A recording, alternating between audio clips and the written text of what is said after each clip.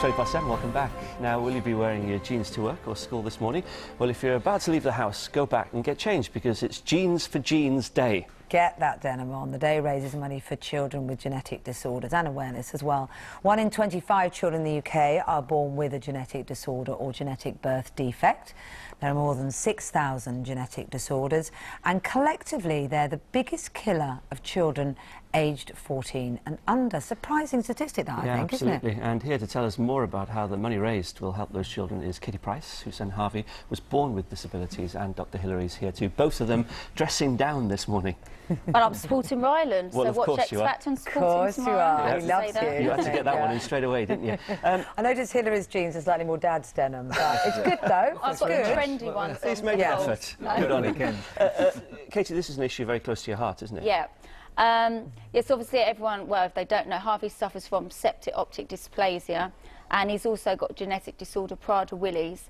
I don't know why they call it Prader-Willis. It sounds a bit naughty, but... A couple of doctors who described it, I think, originally. It's a weird name, though, isn't Dr. it? Willi. Yeah, and people are always like, well, what's Prader-Willis? And basically, it's where, for what they say about Harvey, correct me if I'm wrong as you're the doctor, but he just wants to eat and eat and eat, and it affects his behaviour and everything, because everything about his whole day is when his next meal is. So that's why he's quite big as well, because they just want to eat, to the point that if you're not looking, he'll go in the freezer, get a frozen pizza, he'll go and hide it, and then try and munch on it when he can, when no one's looking. It's quite... Yeah. Did you have any idea that he was going to be carrying this gene before you had him?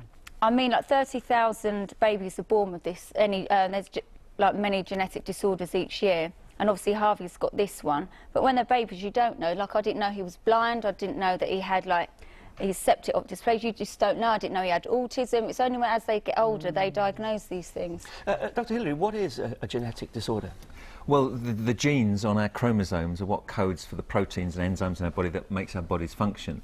So if there's a missing enzyme or an enzyme that shouldn't be there, it just takes one gene to cause that abnormality, and all sorts of repercussions can ensue. So we've got diseases like thalassemia, muscular dystrophy, cystic fibrosis. Individually, they're quite rare. But when you put them all together, collectively, 30,000 babies are born, as Katie says, every year with a genetic disability, genetic abnormality. And they are often diagnosed quite late because they're rare.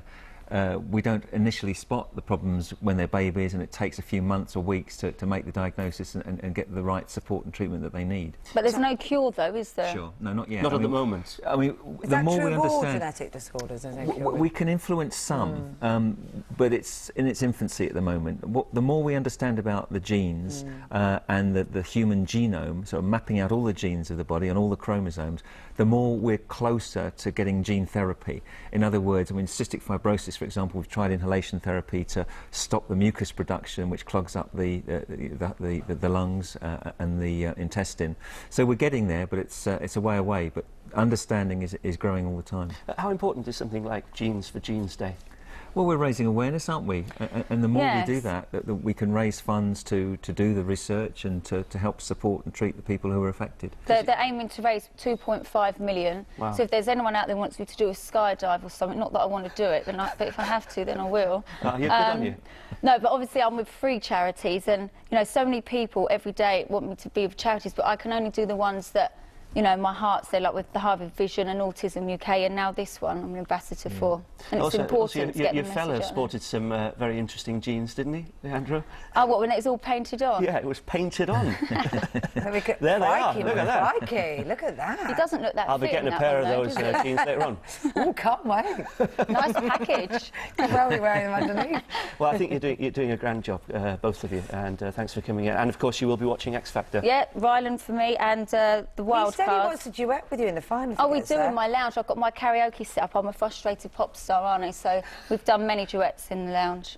Good. That I would love to see, you and Ryland duetting. I think the nation would probably like to see that. If he wins, you'll come back and do a duet with us. Do you know what? I will, but I'm better than Ryland. No, I'm only joking. I'm not really. Thank you very Definitely. much, both of you. Thank you.